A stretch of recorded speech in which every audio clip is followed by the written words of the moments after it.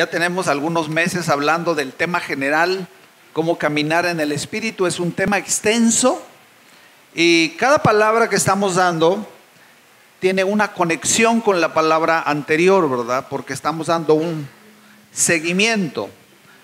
No he sentido la carga de hablar de otras cosas que son importantes, ¿verdad? También varios temas, pero creo que este es fundamental para que nosotros como hijos de Dios podamos aprender a caminar en el Espíritu y lo que significa esta palabra, ¿verdad? Cómo nosotros como hijos de Dios, si verdaderamente queremos vivir en la vida abundante que Dios tiene para nosotros, necesitamos aprender a caminar en el Espíritu.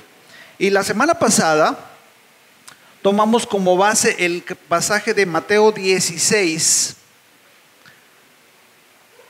Mateo 16, 21 al 27. Y es interesante, ¿verdad?, lo que veíamos la semana pasada, porque veíamos el título, uno de los títulos de la semana pasada es los 4 niveles de la salvación, o la salvación del espíritu y la salvación del alma. Quiero recordarles así un poquito acerca de lo que vimos la semana pasada, en base a lo que Jesús le dijo a los discípulos, ¿verdad? En el capítulo 16 del 21 al 27. Y Jesús les habló a los discípulos esta palabra anunciando su muerte. O sea, Jesús ya iba a entrar en la etapa final de su ministerio terrenal y él iba a empezar a declararles a los discípulos que él tenía que ir a la cruz, tenía que sufrir y finalmente ser crucificado y resucitar al tercer día. Ahora, en esta enseñanza, la semana pasada nosotros veíamos, ¿verdad?, que hay 4 niveles en la salvación de todos los seres humanos. El primer nivel, déjeme, se lo describo más o menos así, ¿verdad? Haga de cuenta que aquí está la línea para la salvación. Cuando una persona recibe a Cristo por primera vez en su corazón, el Espíritu Santo viene a morar a su interior y le da vida a su espíritu. En ese momento, la persona, por decir algo, entra en el primer nivel, que es la salvación de su espíritu. La persona es salva por fe y por gracia. La salvación es gratis. Cristo la pagó en la cruz del Calvario, ¿verdad? La persona simplemente tiene que creer en Cristo, abrir su corazón a Él y recibir el Espíritu de Dios en su interior. Cuando eso sucede, la persona es salva. Lo promete la palabra. Efesios 2:1 dice que Él nos dio vida cuando estábamos muertos en nuestros delitos y pecados. Ahora, Jesús en ese pasaje les habla a los discípulos y les dice que hay otros 3 niveles más que seguir a continuación de la salvación, ¿verdad? Le veíamos en la semana pasada, el versículo 24, Jesús le dijo a los discípulos: si alguno quiere venir en pos de mí. Ellos estaban aquí. Tiene que ser el segundo nivel: niéguese a sí mismo.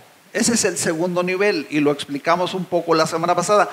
Hoy quiero hablar acerca de cómo nosotros podemos pasar a ese segundo nivel. Entonces, fíjese, dijimos que la etapa inicial es cuando la persona recibe a Cristo, ¿verdad? La salvación es gratis, no le cuesta nada a la persona. A Cristo le costó todo el precio, su sangre, su sacrificio en la cruz, ¿verdad? Entonces, dice Jesús: niéguese a sí mismo. Para negarnos a nosotros mismos, pasamos al segundo nivel, ¿verdad? Y es lo que vamos a estar explicando. Y Jesús tiene algo más todavía, un tercer nivel: tome su cruz cada día y sígame. Cuarto nivel es la etapa de la libertad y de la autoridad. Ahora, vamos a deleitarnos todavía con este pasaje, porque tiene mucha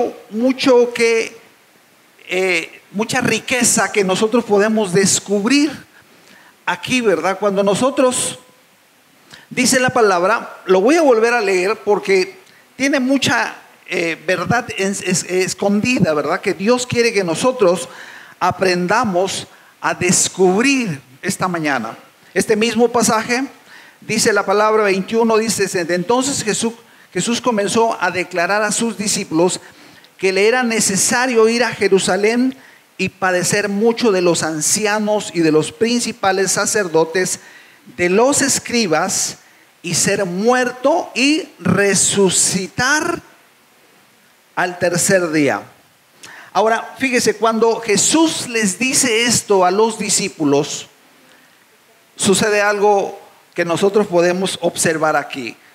Ellos simplemente no le entendieron, no tenían entendimiento, no tenían revelación. ¿Por qué? Porque se encontraban en el primer nivel. ¿Me entiende? Cuando Jesús les empieza a hablar de cosas más profundas, de cosas más grandes, de los planes de Dios, del propósito que Él tenía al haber venido a la tierra y dar su vida en la cruz, Él estaba hablando del propósito eterno de Dios para la redención del hombre. Por lo tanto, los discípulos, ¿verdad?, se quedaron así como que, ¿what? ¿De qué nos habla?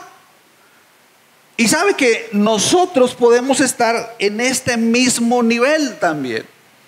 Hay cristianos que pueden estar ubicados en este nivel, no han pasado al segundo ni al tercer nivel, y debido a eso no tienen entendimiento.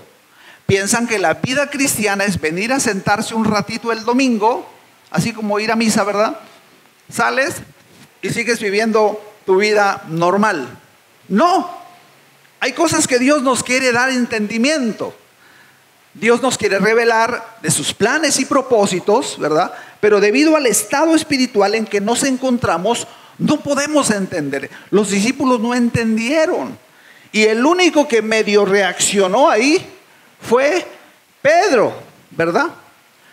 Fíjese, versículo 23 dice: pero él volviéndose dijo, el 22, lo leímos la semana pasada también, dice: pero Pedro, tomándolo aparte, comenzó a reconvenirle diciendo: Señor, ten compasión de ti, en ninguna manera de esto te acontezca. Pero él volviéndose le dijo a Pedro: Pedrito, le dijo así, ¿no?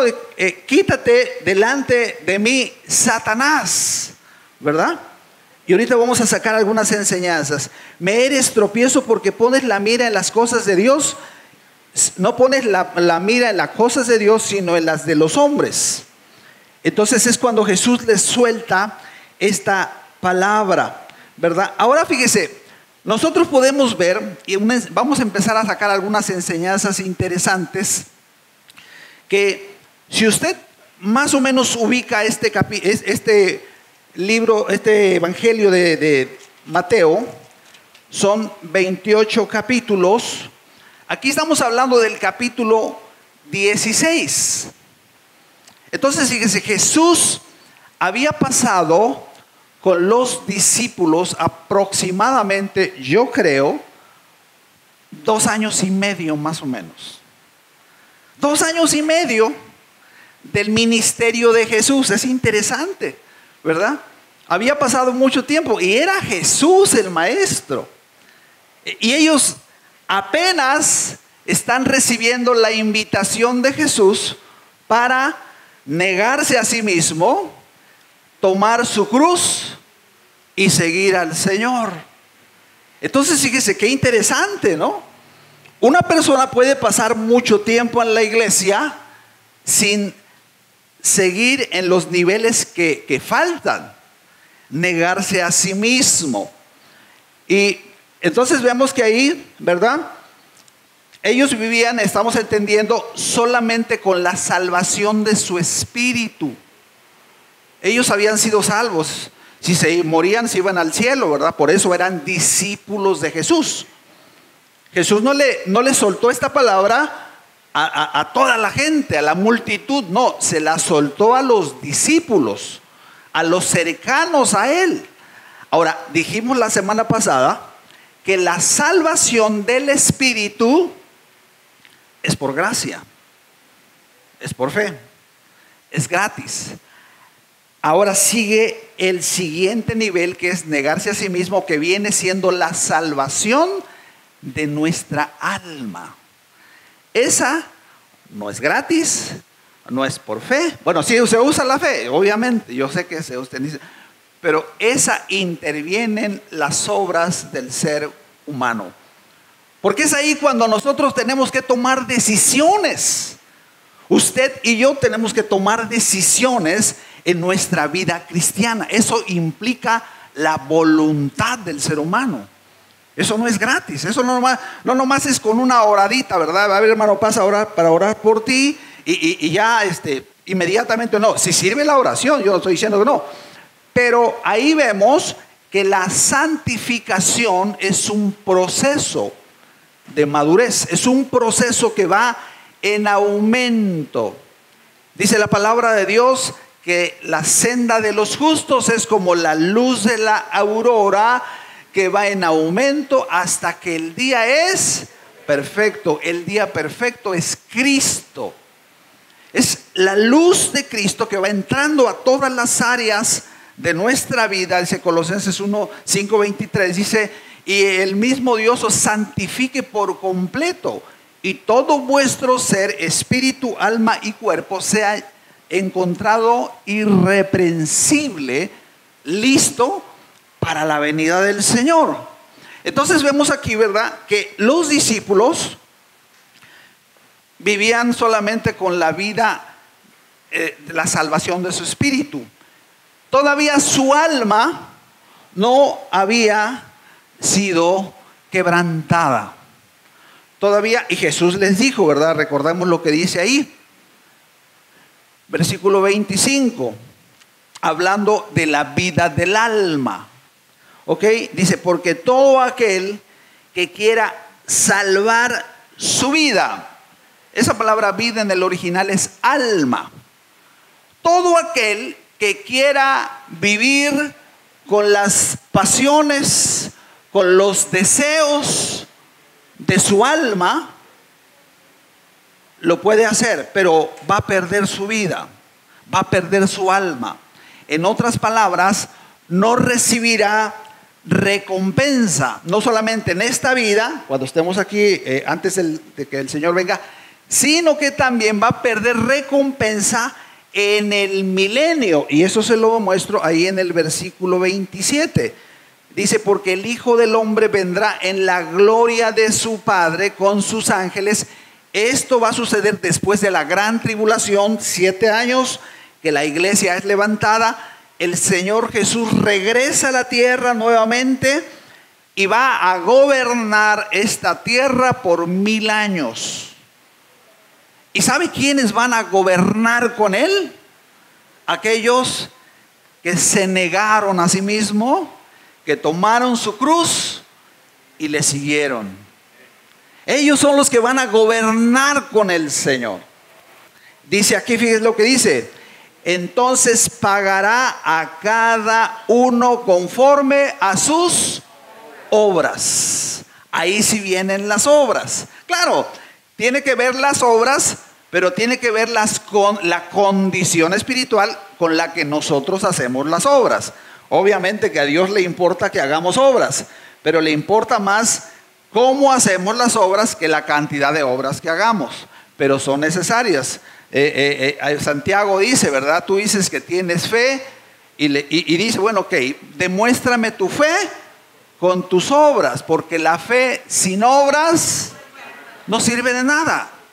Si tú dices que eres cristiano, vienes a la iglesia y tu vida no produce fruto, entonces no estás dando evidencia de haber nacido de nuevo. Porque una persona que ya nació de nuevo va a dar una evidencia, y esa evidencia es el fruto. ¿Me explico? Ok, entonces vemos, ¿verdad?, que En base a lo que ya vimos aquí, los discípulos no tenían entendimiento de los planes, debido a que estaban viviendo en la vida en el primer nivel. Ellos no tenían entendimientos de los planes y la voluntad de Dios. ¿Me entiende? Número 1, Romanos 8, 5 al 8, por favor. Romanos 8. No tenían entendimiento. ¿Por qué? Porque vivían todavía con su alma, con los deseos. Mire, ellos estaban aquí, pero su viejo hombre estaba todavía operando en ellos. Y ese viejo hombre tiene que ser quebrantado. ¿Quién va entendiendo hasta aquí? ¿Sí? ¿Ok? ¿Vamos entendiendo? Vea lo que dice. Porque los que son de la carne, ¿en qué piensan? Pero los que son del Espíritu, los que ya están acá en tercer nivel, ¿en qué piensan? En las cosas del Espíritu. Versículo 6. Porque el ocuparse de la carne es muerte, pero ocuparse del Espíritu es vida y paz. El que sigue, por favor. Por cuanto los designios de la carne, fíjense, estamos hablando de cristianos que viven a este primer nivel. Dice, designios quiere decir elecciones.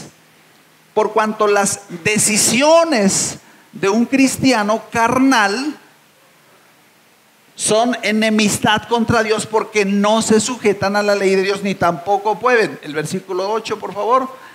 Dice, y los que viven según la carne, aunque ya hayan nacido en el Espíritu, que ya son salvos, no pueden agradar a Dios. Los discípulos estaban en ese nivel. Todavía no tenían entendimiento de la voluntad de Dios. ¿Ok? Segunda cosa que podemos aprender de este pasaje, que pueden ser, o más bien dicho, son engañados por el diablo. ¿A quién reprendió Jesús cuando Pedro lo invitó a que no hiciera nada? A Satanás. Entonces, es serio el asunto. Porque un cristiano que vive en la vida del Espíritu solamente con la salvación de su espíritu, ese cristiano puede ser engañado por Satanás. Ahorita mismo la persona puede estar tomando decisiones con pensamientos, ¿verdad? Que quién sabe dónde andan, ¿verdad? ¿Por qué? Porque así como le pasó a Pedro. No crea que a Pedro se le ocurrió nomás así, no. Llegó Satanás y le puso ese pensamiento, ¿verdad? A Pedro. Y Jesús reprende a Satanás. Es como si le estuviera haciendo una liberación. Ahora fíjese, la palabra salvación es sinónimo en la Biblia de liberación. La salvación del alma es la liberación del alma. Nuestra alma tiene que ser quebrantada y tiene que ser crucificada para que nosotros seamos libres y podamos avanzar en la vida cristiana. Porque de otra manera vamos a estar en este primer nivel viviendo una vida carnal, ignorando la voluntad de Dios, ignorando los planes de Dios, y podemos ser engañados por Satanás, así como lo fue Pedro, ¿verdad? Jesús fue muy duro con Pedro, porque él no puede consentir nada de eso. Y en tercer lugar, nos podemos dar cuenta que vivir aquí, y esto es algo que usted tiene que entender, al hombre natural o al hombre que no ha sido quebrantado en su alma, le cuesta trabajo negarse a sí mismo. Está muy encariñado con su vida vieja, ¿me entiende? Pues bien chido, viene aquí, se sienta y sigue haciendo lo mismo que hacía antes, pero es una vida frustrante y que al final de cuentas la persona va a sufrir pérdida en los galardones eternos. ¿Por qué? Dijimos ahorita, cuando Jesús regrese a la tierra, nosotros vamos a regresar con Él y vamos a gobernar con Él, que es un tema muy extenso que podemos ampliar más, ¿verdad? La recompensa de reinar con Cristo. Dice Timoteo que si nosotros sufrimos con Él, también reinaremos con Él. ¿Cuántos quieren reinar con Él? Ok, levante la mano entonces, para que le tomen una foto ahí arriba. Si usted quiere reinar con Cristo, está diciendo, Señor, pues éntrale, ¿verdad? Aquí estoy para ser quebrantado. Hay una canción de Conquistando Fronteras, tremenda, digo, unas canciones muy, dice, muéstrame a Cristo, dice, y que la prueba de mi fe sea pasada por el fuego otra vez. ¿Cuántos quieren ser pasados por el fuego?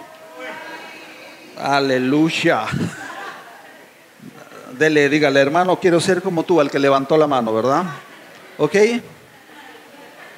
Entonces vemos, fíjese, ¿por qué muchos hijos genuinos de Dios no experimentan un cambio de vida sustancial? Y yo creo que tal vez sí son hijos de Dios. Yo no voy a decir, tú sí, tú no, eso ya no me toca a mí, ¿verdad? Pero fíjese, muchos cristianos continúan esclavizados al pecado y al pasado. Muchos cristianos se enojan, son corajudos y no perdonan. Muchos cristianos ignoran la voluntad de Dios para su propia vida. Cuando tú ves a un cristiano preguntándole a Dios cuál es su voluntad, es un cristiano que no tiene comunión con Dios.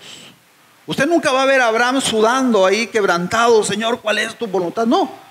Abraham simplemente vivía en comunión con Dios. Los que viven en comunión con Dios conocen la voluntad del Dios con el que tienen comunión.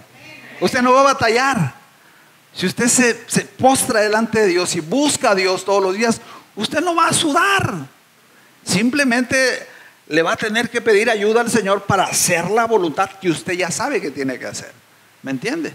Entonces, fíjese, muchos cristianos son inestables también, espiritual y emocionalmente, son inconstantes. ¿Por qué? Porque viven con su vida del alma, no dan fruto. ¿Ok? Entonces nosotros, quiero que veamos esta mañana, le puse por título a esta predicación, los 4 enemigos de la liberación del alma. Ya comenzamos la predicación ahorita. ¿Ok? Después de esa pequeña introducción, 4 enemigos de la liberación del alma. Mire, de los 4 solamente voy a hablar 3, porque una es más extensa. Y el primer enemigo que nosotros tenemos que enfrentar es nuestro enemigo, el diablo. ¿Quién es el diablo? La Biblia nos dice, ¿verdad? Ezequiel 28, 14, por favor. Nos dice que el diablo era, bueno, sigue siendo un querubín, pero ya no es el que era antes, porque antes servía a Dios. Dice la palabra que irrevocables son los dones y el llamamiento de Dios. Entonces Dios respeta aún, fíjese, ese grado de autoridad que tenía Satanás en el cielo. Dios lo sigue respetando temporalmente. Por eso Jesús, cuando estuvo en la tierra, lo llamó el príncipe de este mundo. Nunca se burló de él, nunca lo menospreció, pero es un ángel caído. Ahora, dice, ay Dios, no, todavía no. Ezequiel 28.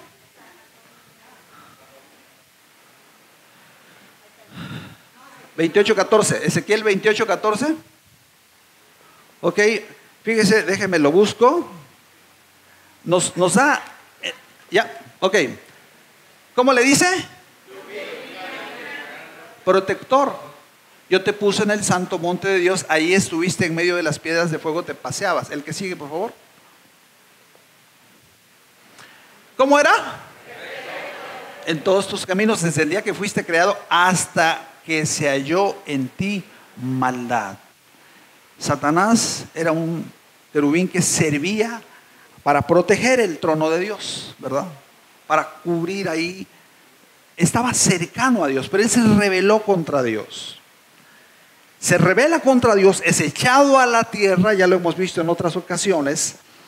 Viene a la tierra, el hombre es puesto en la tierra para labrarla y guardarla. Viene Satanás y contamina al hombre con la mentira y con la semilla de la rebelión.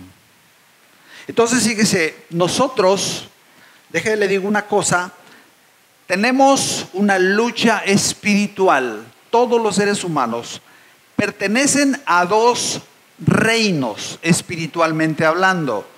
O están en el reino de las tinieblas, o están en el reino de Dios, o el reino de los cielos. Todos los que estamos aquí, estamos en uno de esos dos reinos. O está acá, o está acá. Tal vez usted diga, no, yo no creo en eso. No, eso no importa. O sea, no importa si usted cree o no. Usted, así lo dice la Biblia, pertenece a uno de esos dos reinos. Y si usted no sabe dónde está, lo más seguro es que está de este lado, ¿verdad? Lo más seguro es que está en el reino de las tinieblas. Porque dice la Biblia, 2 Corintios 4:4, que Satanás tiene la capacidad de cegar la mente de los incrédulos. O sea, pone un humo espiritual para que la gente se burle de Dios, desobedezca a Dios, no le interese buscar a Dios, ¿verdad? En los cuales, fíjense, el Dios, vean la Biblia cómo le llama, el Dios, pero con D minúscula, de este siglo, ¿qué hizo? Cegó entendimiento, es mente de los incrédulos, para que no les resplandezca la luz del evangelio de la gloria de Cristo, el cual es la imagen de Dios. Entonces, fíjese, una persona que recibe a Cristo, dice la Biblia en Colosenses, que es trasladado del reino de las tinieblas al reino de los cielos. ¿Cuántos ya recibieron a Cristo aquí? Ok, si usted, aunque no entienda muchas cosas, si usted ya lo recibió, usted, aunque no lo sepa y no lo entienda, usted está en el reino de los cielos y tiene por papá a Dios. El que no, tiene por papá al diablo. Jesús así les dijo: ustedes son hijos de su padre el diablo, y los deseos de él quieren hacer, ¿verdad? Se oye feo. Una vez me tocó compartir en Guadalajara y dije, bueno, es que son hijos del diablo. Así les dice la Biblia, ¿verdad? Y cuando bajé de predicar, un muchacho vino y me dijo: pastor, qué falta de amor. No es falta de amor, es la verdad, así dice la Biblia, ¿verdad? Si una persona no se ha arrepentido de sus pecados y no ha recibido a Jesús como Señor y Salvador, es un hijo del diablo. Se oye feo, pero no lo podemos maquillar, y así lo enseña la palabra. Ahora, ese hijo del diablo hoy puede pasar a ser hijo de Dios. Si usted quiere, ¿verdad? Si usted quiere, hoy puede hacer ese cambio. La puerta está abierta, usted está vivo, está consciente, ¿verdad? Y puede tomar la decisión por voluntad propia de ser un hijo de Dios. Dice Juan 1:12, mas a todos los que le recibieron y a los que creen en su nombre les dio el derecho de ser hechos hijos de Dios, los cuales no son engendrados, dice, por voluntad de varón ni voluntad de carne, sino de Dios. Nosotros nacimos de Dios, del Espíritu Santo. Ok, entonces fíjese, la Biblia nos enseña, ¿verdad?, que Satanás le llama el acusador, acusa a los hijos de Dios. Apocalipsis 20:10, Apocalipsis 12:10, dice, perdón, 12:10, acusador. 20:10, Apocalipsis 20:10, es el engañador. Él nos engaña o nos quiere engañar, ¿verdad? Segunda de Timoteo 2:26, por favor. Futura señora. Yo la puse nerviosa más de lo que era. Segunda de Timoteo 2:26. Dice, bueno, el 25, por favor. 25, desde el 25. Dice que con mansedumbre corrija a los que se oponen. Escuche esto: por si quizá Dios les conceda que se arrepientan para conocer la verdad, para que usted pueda conocer la verdad. Y vea lo que sigue, la sorpresa, que es el 26. Y pueda escapar. ¿De qué? Del lazo del diablo. Ay, ay, ay. O sea, como si tuviera una correa. Lo trae así. Vete para acá. Métete ahí. Haz esto. Fúmate esto. Tómate esto. ¿Verdad? Mira esto. ¿Verdad? Dice, en que están cautivos a voluntad de él. Amado, o hacemos la voluntad del diablo, aunque no lo sepamos y no lo entendamos, o hacemos la voluntad de Dios. Hay de dos sopas nada más, como dicen vulgarmente, ¿verdad? O se va para allá o se va para acá. Usted lo decide. ¿Ok?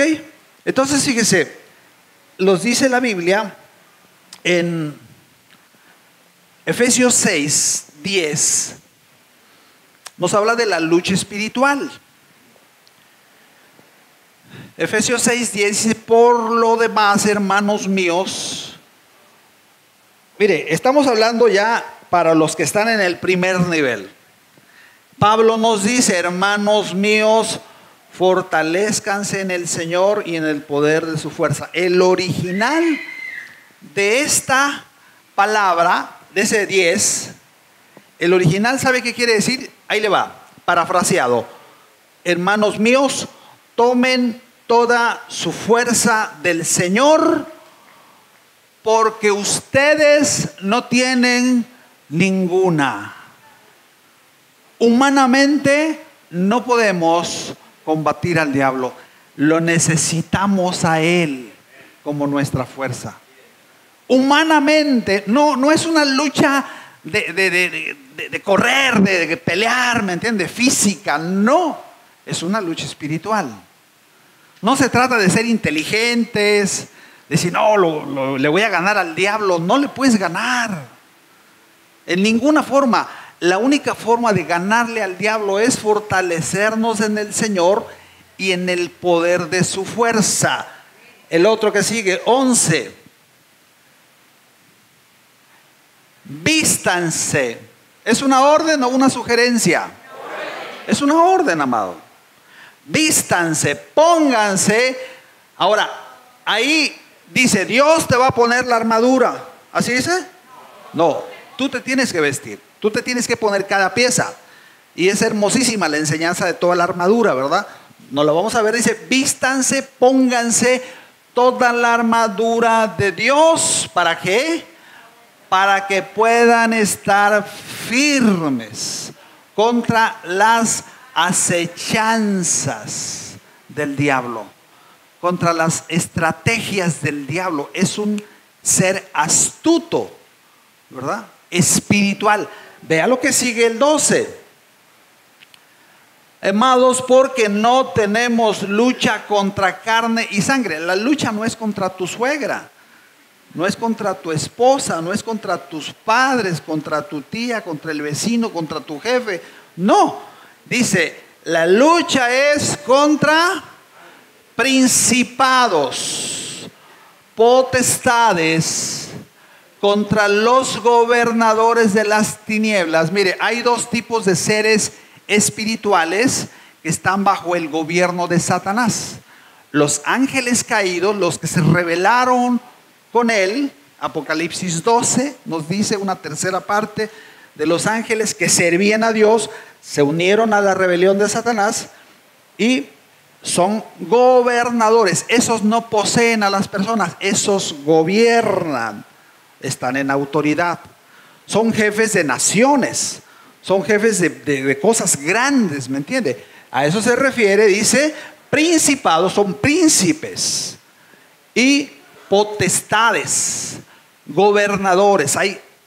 Ahora vienen los soldados rasos. Dice, contra gobernadores de las tinieblas en este siglo, contra huestes espirituales de maldad. ¿Quiénes son los soldados rasos? Los demonios. Los demonios son los que andan por toda la tierra, ¿verdad? Haciendo caer, tentando a la gente, haciendo la voluntad de Satanás y observando la vida de las personas. Ellos sí pueden entrar en personas cuando la persona le da lugar, cuando la persona viola los principios de Dios, cuando la persona viola los principios naturales de autoridad, ¿verdad? Y comete cosas. Por ejemplo, una persona que le quita la vida a otra persona viola un principio natural de Dios. Es poseído esa persona. Una persona que practica cosas profundas de maldad está llena de espíritus, ¿verdad? Y manipulan a la persona. Una persona chismosa en extremo, mentiroso, lujurioso, ¿verdad? Esos demonios pueden entrar en los animales también. Ya ven los cerdos que se despeñaron, ¿verdad? Ok, entonces dice, contra esas huestes que están organizadas. Por eso ahora a los criminales, ¿cómo les dicen? ¿Crimen qué? Organizado, están organizados. No crean que son cualquier cosa, así de que, no, están ordenados.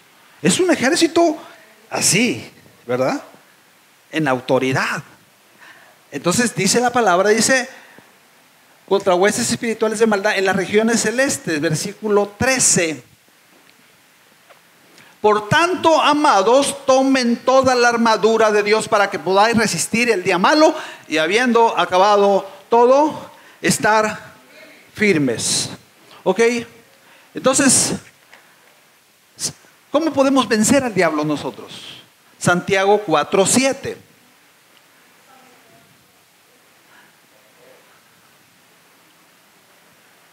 Fíjese, sométanse a Dios, resistan al diablo, huirá de vosotros. Ahora, hay leyes espirituales que Dios ha establecido. Decíamos ahorita, el que viola una ley le da lugar al diablo. El diablo no puede llegar con sus espíritus, ¿verdad? Y entrar en una persona nomás porque se le dio la gana. Absolutamente no. No puede ser. Si la persona abre puertas, por ejemplo, Efesios 4:27, bueno, 4:25, 26 dice, enójense, pero no pequen con su enojo, dice, porque si te enojas demasiado, le das lugar al diablo. O sea, le das lugar en tu corazón al diablo. Pedro le dio lugar al diablo, ¿verdad? No le den lugar al diablo, porque él puede operar. No te pide permiso, no nos pide permiso. Si una persona abre puertas espirituales, el diablo va a atacar. ¿Me entiende? No es así como que dicen, ay, es que este va a la iglesia el domingo, ¿verdad? Vamos a respetarlo. No, es que él me cae bien. No, si una persona abre puertas, el diablo va a operar.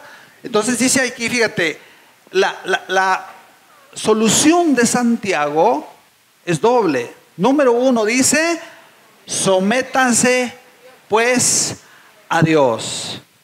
Y eso quiere decir, ¿verdad? Ahora, ¿usted piensa que una persona rebelde y desobediente va a tener autoridad contra el diablo? No, no tiene autoridad. Una persona que dice, yo hago lo que se me pega la gana, yo no me sujeto a nadie, ¿verdad? Esa persona está desprotegida, no tiene la cobertura de Dios. Para que nosotros podamos estar protegidos contra el diablo, es llevar una vida recta y en obediencia a Dios. Es una vida sujeta a la autoridad de Dios. ¿Me entienden? Cuando nosotros vivimos una vida bajo autoridad, porque hay cristianos que levantan fuego extraño. ¿Se acuerdan ahí en Números cuando Nadab y Abiú, los hijos de Aarón, dice la Biblia que agarraron su incensario y ellos hicieron su fuego ahí, ¿verdad? No, nosotros hacemos lo que queramos, ¿verdad? Al fin que no necesitamos al viejo, ¿verdad? Ok, ellos levantar fuego extraño significa servir a Dios sin someterse a la autoridad. Yo hago lo que se me da la gana, ¿me entiende? Me muevo como quiera, no necesito a nadie que me ordene. Esa persona está desprotegida. Por eso dice Santiago, sométete a Dios. Sométete a la autoridad que Dios ha puesto sobre tu vida, ¿verdad? Juan 14:30. Jesús dijo, porque viene el príncipe de este mundo, 14:30 de Juan, y él nada tiene en mí. No hablaré ya mucho con ustedes porque viene el príncipe de este mundo. Sabía que él iba a hacer algunas cosas, ¿verdad?, para llevarlo a la cruz. Y Jesús fue voluntariamente a la cruz. Él accedió, ¿verdad? Ok, dice, y él nada tiene en mí. ¿Qué significa esto? Él a mí no me puede acusar de nada. Cuando nosotros queremos someternos a Dios, tenemos que entender que hay dos cosas que le quitan autoridad a los hijos de Dios. Número uno, el pecado. Número dos, la desobediencia a la autoridad. ¿Ok? Nosotros esta mañana podemos decirle al Señor, Señor, yo te pido perdón por mi desobediencia, y si no has recibido a Cristo, déjame decirte que eres enemigo de Dios y vives bajo la autoridad de Satanás. Si esta mañana tú quieres ponerte bajo la autoridad de Dios para poder para someterte a Él, necesitas recibir a Cristo. Es decirle con tus palabras, Jesús, este día yo te abro mi corazón para que tú entres en Él. Me perdones mi pecado y mi rebelión, que es sinónimo. Pecado y rebelión es lo mismo en la Biblia, ¿verdad? Pero le podemos decir a Dios, perdóname, Señor, si he vivido una vida de rebelión contra ti. Ahorita vamos a ver algunas cosas interesantes más adelantito. Ok, segunda receta de Santiago, dice, resistan al diablo.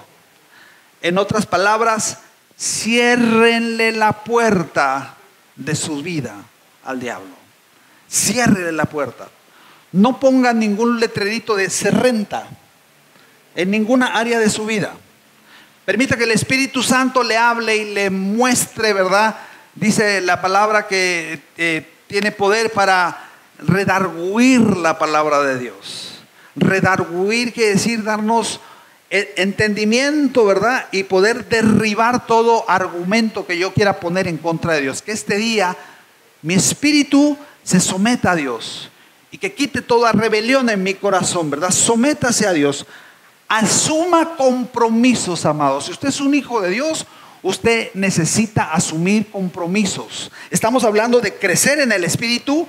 Usted necesita crecer en el Espíritu y necesita comprometerse con Dios.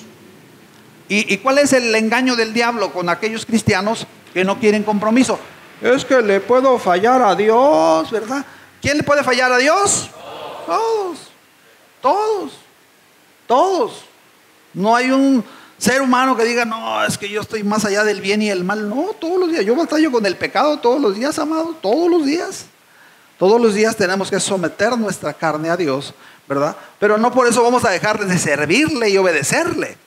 Entonces asuma compromiso. Sin compromiso no hay crecimiento.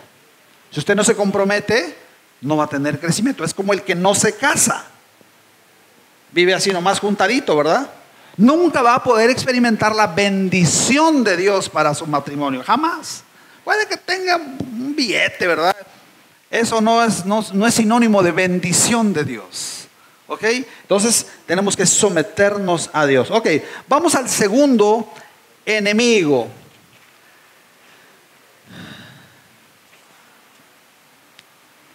Segundo enemigo de la liberación del alma.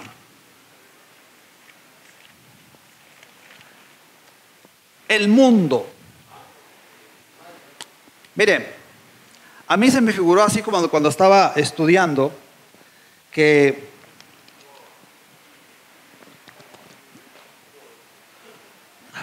el diablo, el mundo y la carne es un triángulo. Y se me figuró así como el cantinero en un bar. El bar es el mundo, el cantinero es el diablo y el cliente es la carne. ¿Me entiende? O sea, el cantinero es el que atiende. No, ven, siéntate, ¿qué te sirvo, verdad? Aquí hay muchas cosas: prostitución, drogas, alcohol, bla, bla, bla, bla, bla. ¿Qué quieres? Y la carne es la que accede a todo lo que el mundo ofrece a través del diablo. ¿Ok?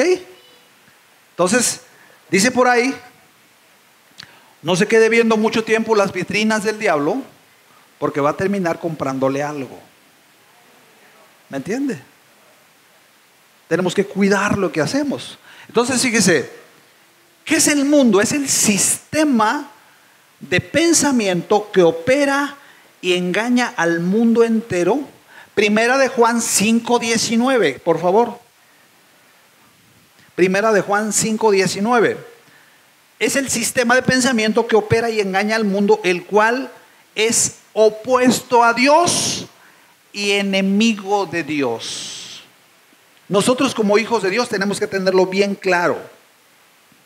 De lo que dice, sabemos que somos de Dios y se refiere a este mundo, porque hay 3 clases de mundo en la Biblia.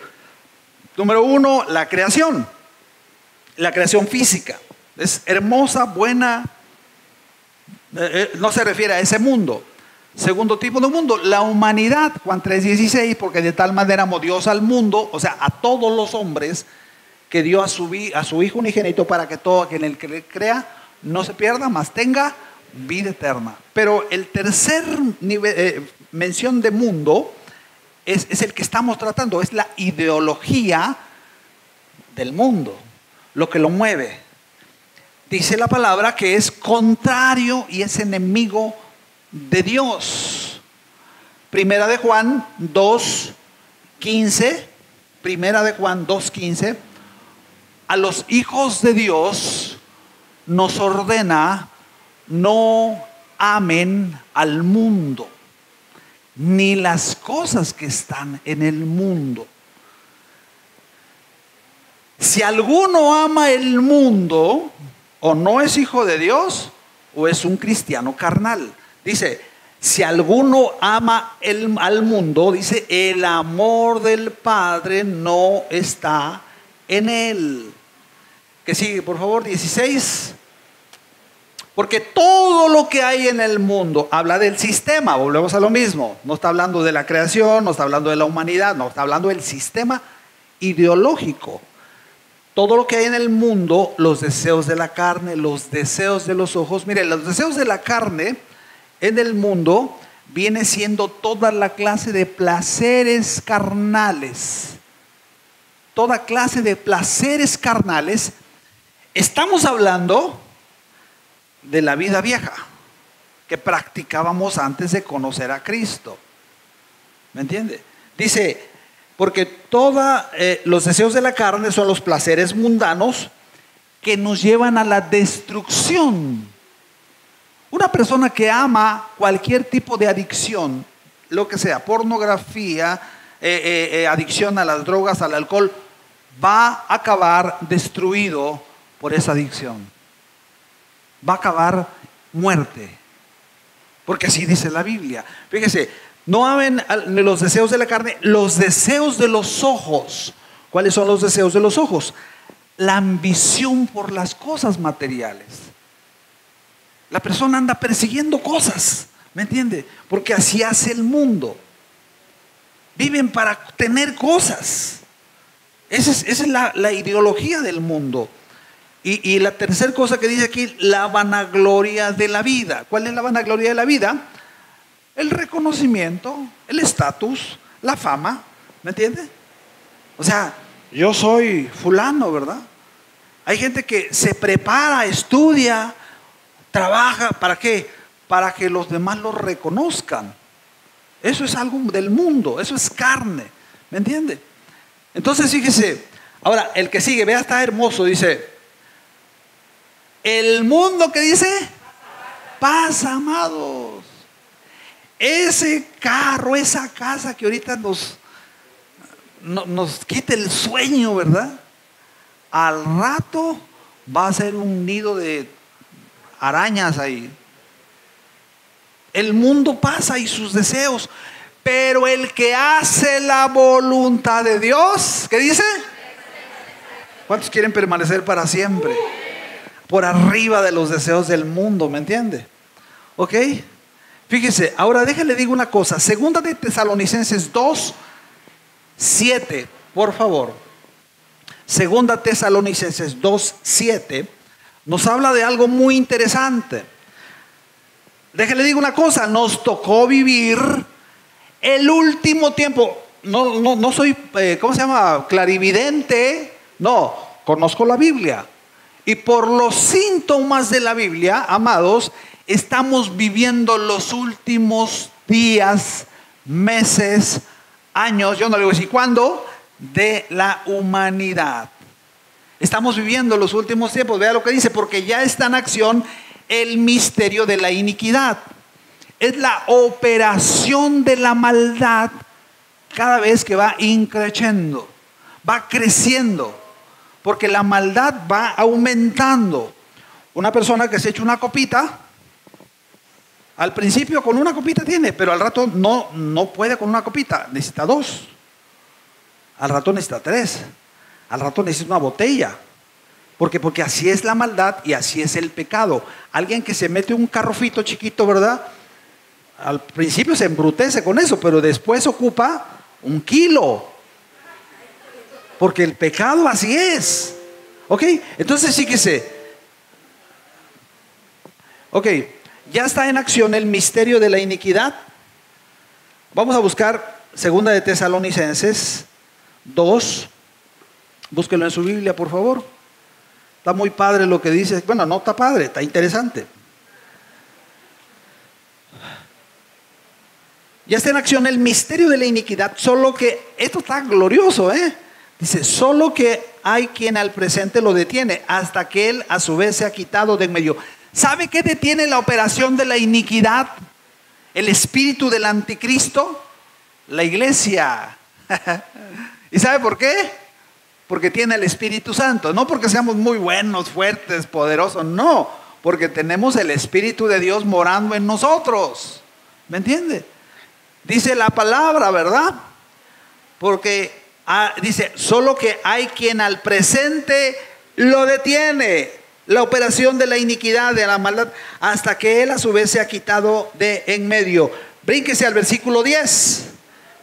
2:10 dice, y con todo engaño, habla de la operación de la iniquidad en la vida de aquellos que rechazan la verdad de Dios. Vea esto, está serio. Con todo engaño de iniquidad para los que se pierden, por cuanto no quisieron recibir, yo estoy parafraseando, el amor de la verdad para ser salvo. Tú esta mañana tienes la oportunidad, si no eres salvo, de ser salvo. Y tú puedes pararte de aquí y decir, ¿sabes qué? No me importa, es tu elección. Dice la palabra que esto va a aplicar para esa persona. Dice, todo engaño de iniquidad. Viene el espíritu de la iniquidad y empieza a operar en esa persona. Ahorita le voy a decir algo bien interesante, ¿verdad? Dice, por eso Dios, versículo 11, vea lo que dice. Por eso Dios les envía un poder engañoso para que crean la mentira. Ahora, aclaro, eso no quiere decir en realidad que Dios dice, no, yo te voy a... No. La persona violó un principio, rechazó a Dios. Entonces entra en operación el principio de la maldad y de la maldición. La persona rechazó la verdad. Entonces Dios, que estableció las leyes, permite, no, Él no lo propicia, Él lo permite. Es diferente. Permite que la persona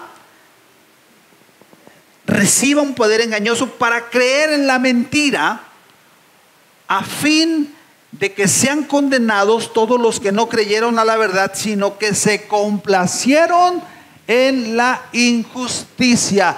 Amado, déjate digo una cosa, a partir de este tiempo ya se está abriendo una brecha espiritual de la verdad de Dios y la mentira del diablo, como nunca se había visto en la tierra. Fíjense, no sé cuántos sepan qué es la ideología de género. ¿Cuántos saben qué es la ideología de género? Wow, qué poquitos. Es el clímax del relativismo. ¿Cuántos saben lo que es el relativismo? Ok, rápidamente. Nosotros creemos que hay una verdad absoluta de parte de Dios. ¿Cuál es? Esto. Fuera de esto, absolutamente no hay nada. Nada, nada, nada, nada. Tráigame el libro que quiera, el que sea, y le heredo mi fortuna si me trae un mejor libro que este. No hay. No hay. Nosotros creemos que Dios, que la palabra de Dios es la verdad absoluta de Dios. Bueno, ¿qué hace el misterio de la iniquidad o la operación de la iniquidad en las mentes de las personas? Los hacen creer que todo es relativo, que cada persona puede escoger lo que se le da la gana. Y ahorita le voy a platicar de unas historias mafufas impresionantes. Fíjese, la ideología de género es de las últimas aberraciones del sistema del mundo. ¿Qué está haciendo? Está haciendo creer a las personas que viven bajo el engaño que los niños pueden escoger si son niñas o son niños. Si ellos a los 4 años deciden, si es un varoncito, ¿verdad?, que tiene sus miembros masculinos, él decide que es niña, él es niña. Yo soy niña de ahora en adelante, ¿verdad? Y lo que traes ahí abajo que Dios te puso, eso no, es lo que yo decida hacer. Y lo que está legislando, escuche esto, la legalización de la pedofilia. Los padres pueden abusar sexualmente de los hijos y el Estado los defiende. Eso da miedo, ¿no? La legislación y la permisión de matrimonios de personas del mismo sexo es algo así que estalla la cabeza. Dices tú, pues si es un hombre y es otro hombre, pues ¿quién va a tener a la pequeña o al niño, verdad? ¿A dónde van a ser el bebé? Los dos son hombres. Los dos tienen miembros masculinos, porque Dios creó hombres y mujeres, nada más, ¿verdad? Fíjese, lo que está haciendo que, por ejemplo, ahora, tantas cosas que están haciendo. Mire, le voy a contar unas historias de terror. Un hombre en Canadá de 56 años, él decidió que era transgénero. 5 hijos. Se cambió su sexo, ¿verdad? De ser hombre a mujer. ¿Ok? Entonces resulta que en ese cambio de sexo, resulta que él decide que ahora es una niña de 6 años. Él dice, y ahora soy una niña. Mire, no quiero darle sugerencias, pero está en Google. Usted lo puede buscar. Así en Google puede buscar un hombre que se cambia, que se cree una niña de 6 años. Ahí le va, no, ahí no termina la historia.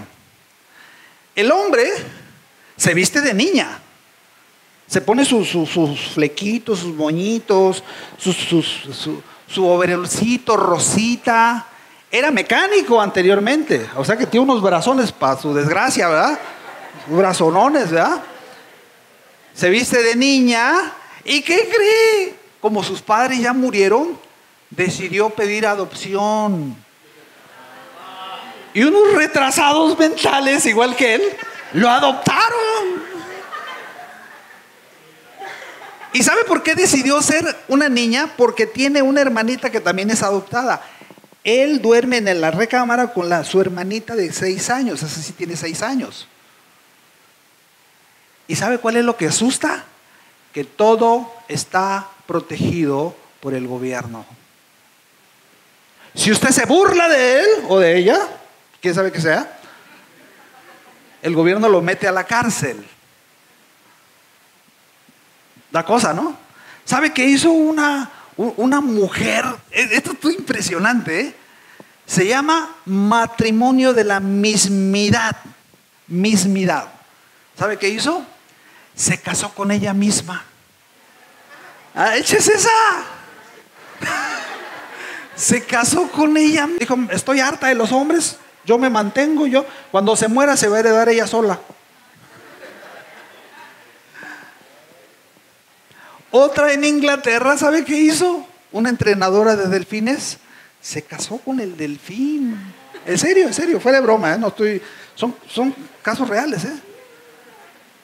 Y lo que preocupa más es que está protegido por el gobierno. Y si te burlas, vas a la cárcel. Fíjese nada más, dice Romanos 1, profesando ser sabios, se hicieron necios. Se hicieron necios, ¿verdad? Entonces, eso es lo que viene. Lo que viene cuando la gente vive en ignorancia y se dice, ¿sabes qué? Y aún los mismos cristianos, dice Mateo 24:12, dice, por haberse multiplicado la maldad y la mentira, el amor de muchos cristianos se enfriará. ¿Por qué? Porque quisieron vivir aquí, ¿me entiende? Y no se protegieron para el tsunami de iniquidad y mentira que viene sobre la humanidad. Amados, no tenemos opción. O pasamos para acá y somos libres y tenemos autoridad en Cristo, o vamos a ser arrastrados por la mentira y el diablo. Dile a tu vecino, creo que te lo dijeron por ti, creo, ¿verdad? Filipenses 2:12. Filipenses 2, ya estuvo, gracias a Dios.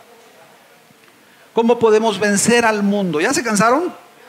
Ok, ya falta una y ya terminamos.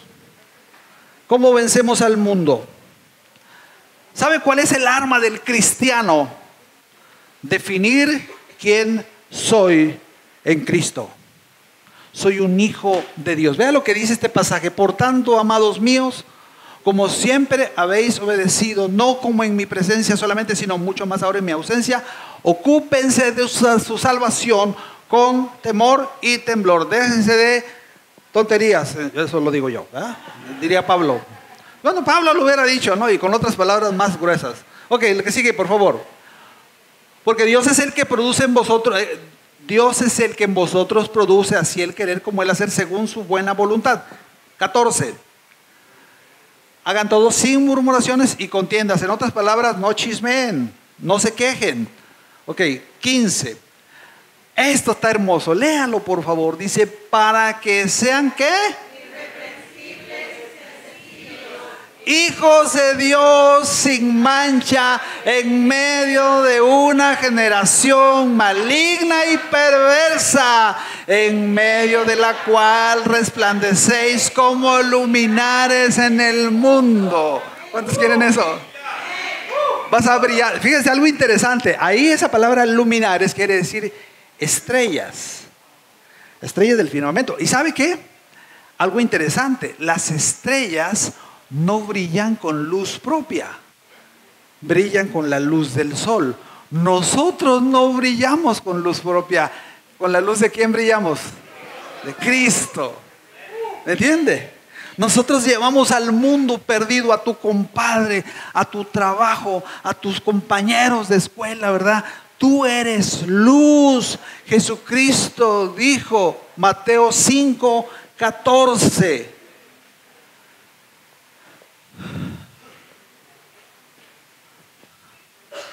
Ustedes son la luz del mundo. Una ciudad asentada sobre un monte no se puede esconder. 15. Ni se enciende una luz y se pone debajo de un mueble, sino que sobre el candelero se pone y alumbra. ¿A quiénes? A todos los de tu casa. Ellos necesitan, tu hijo, tu suegra, tu mamá, tu papá. Tú eres luz puesta por Dios en medio de tu casa. ¿Cuántos dicen amén? Ok, el que sigue, 16. Así alumbre vuestra luz delante de los hombres que viven en oscuridad, que viven en desesperanza, para que al ver tus buenas obras glorifiquen a vuestro Padre que está en los cielos. Ok, entonces fíjese, nosotros tenemos que brillar. Dice Filipenses 3:20, porque nuestra ciudadanía está en el cielo. Nosotros vivimos en la tierra, pero pertenecemos al cielo. ¿Me entiendes? Estamos de paso aquí. Jesucristo, Juan 17:15. Juan 17:15. Jesús dijo, y ya pasamos al último: no te ruego que los quites de esa oficina, de esa fábrica, sino que ¿qué? Que los guardes del mal. Que ahí donde están sean luz en medio de la oscuridad. Ok, vamos al último de los enemigos. Mire, el diablo y el mundo son enemigos externos, pero el tercer enemigo es un enemigo interno, la carne. ¿Ok? ¿Qué es la carne? La carne es el viejo hombre. Es la mentalidad que teníamos antes de venir a Cristo. La forma en la que tú y yo pensábamos antes. Y esto nosotros lo vemos en Génesis 3:6, ¿verdad? Fíjese, ahí fue el inicio de la carne. Génesis 3:6 dice la Biblia que el hombre y su mujer, o la mujer y el hombre, al ver el fruto, comieron, ¿verdad? Muerden el fruto y lo comen. Eso no fue un simple acto de desobediencia, no simplemente desobedecieron, se envenenaron. El pecado entró, Romanos 5:12, al hombre, al interior del hombre, y se alojó en el cuerpo del hombre. Algunos tienen mucho pecado, ¿verdad? ¿Ok? Y eso es lo que se llama la carne. Es un enemigo interno. ¿Ok? Y esa es la naturaleza caída que nosotros traemos de Adán. Quiero darle algunas características del viejo hombre o de la naturaleza carnal que operaba en nosotros antes de conocer a Cristo. 3 características interesantísimas. Número 1, el viejo hombre o la carne, antes de conocer a Cristo, vivía en independencia y rebeldía contra Dios. No quería nada con Dios, era enemigo. Por eso los tenemos que traer arrastrando a la iglesia así, porque no queremos toparnos con Dios. Esa naturaleza caída se rebeló contra Dios. Ahora fíjese, cuando el hombre vive en rebeldía contra Dios, él se vuelve el centro del universo. Vive en egocentrismo. Él es el rey de su propia vida. Él cree que tiene el derecho, ¿verdad? Y si sabes que yo hago lo que se me da la gana. Porque vive en rebeldía contra Dios. Por eso vive huyendo de Dios. ¿Qué hizo Adán y Eva cuando desobedecieron a Dios? ¿Qué trataron de hacer? A esconderse, ¿verdad? Ingenuos. ¿Nos podemos esconder de Dios? ¿Podemos escapar de Dios? ¿Podemos escapar del amor de Dios? No, porque por eso estás aquí esta mañana. Porque no puedes escapar del amor de Dios. El amor de Dios es tan grande que te hizo que vinieras el día de hoy. ¿Entiendes? Porque te ama. Porque Él anda persiguiéndote no para condenarte, para sanarte. Él te anda persiguiendo para perdonar y limpiar tu corazón, para sanar tu vida, ¿me entiendes? Porque es un Padre hermoso y glorioso. Segunda característica del hombre viejo: no tiene identidad. Debido a que perdió su posición de hijo original, ahora el viejo hombre vive, el hombre que no conoce a Cristo vive sin identidad, no sabe quién es, no sabe qué hace en el planeta, aunque tenga mucha lana. ¿Me entiende? Quiere llenar ese vacío existencial con cosas, con títulos. Quiere llenar esa gloria de Dios que conocía en un principio con cosas del mundo. Por eso el mundo le encaja así, ¿verdad? Porque vive para el mundo. ¿Ok? Y número 3, Siria. Tercero, vive en esto está grave.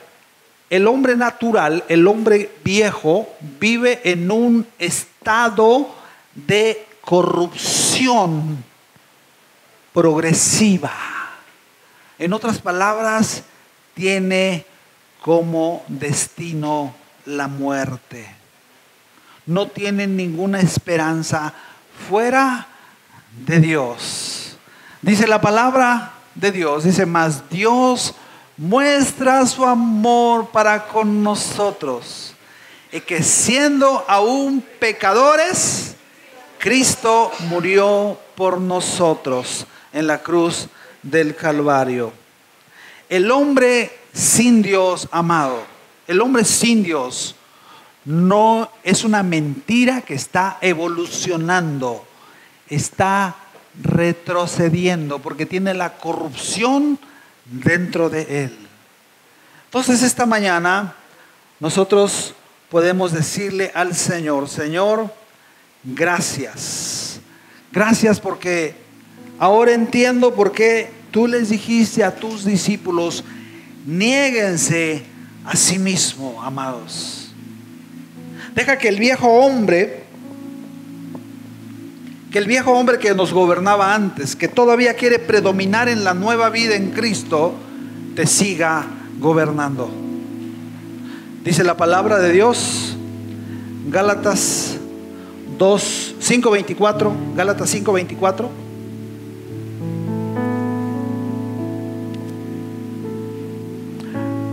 Porque los que son de Cristo, ¿no sirve? Gálatas 5:24. Gálatas 5:24.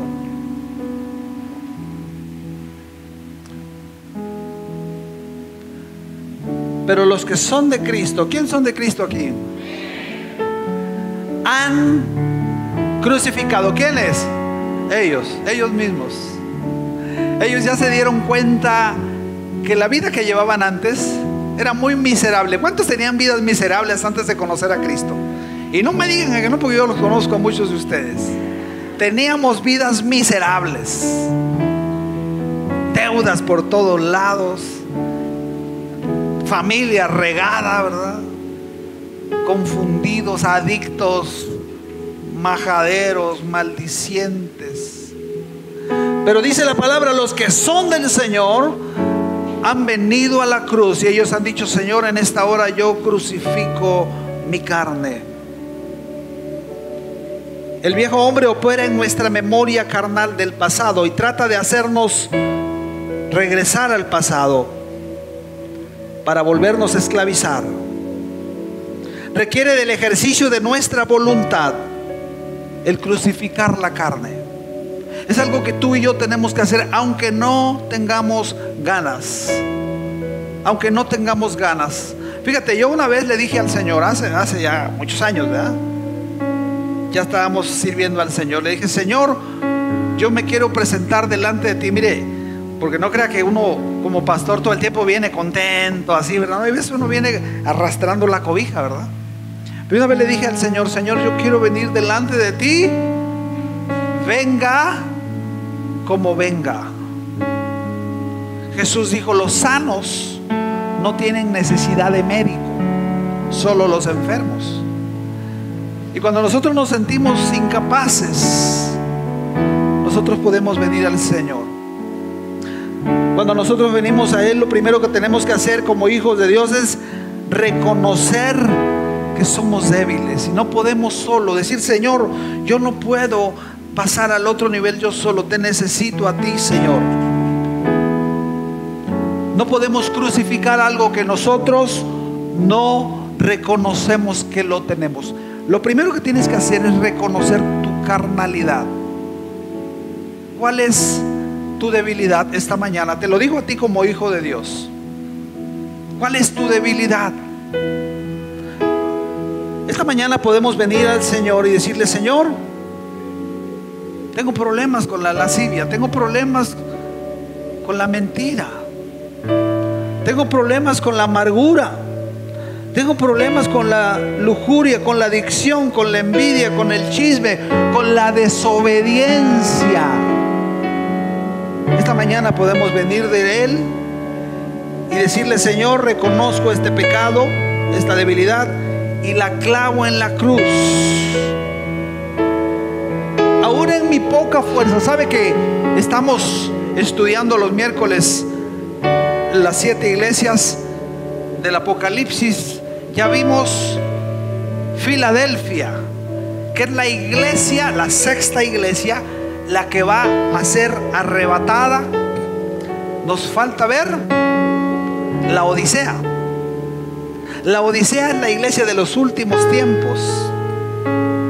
Es la iglesia formada por cristianos carnales. Ellos no se van a ir en el arrebatamiento.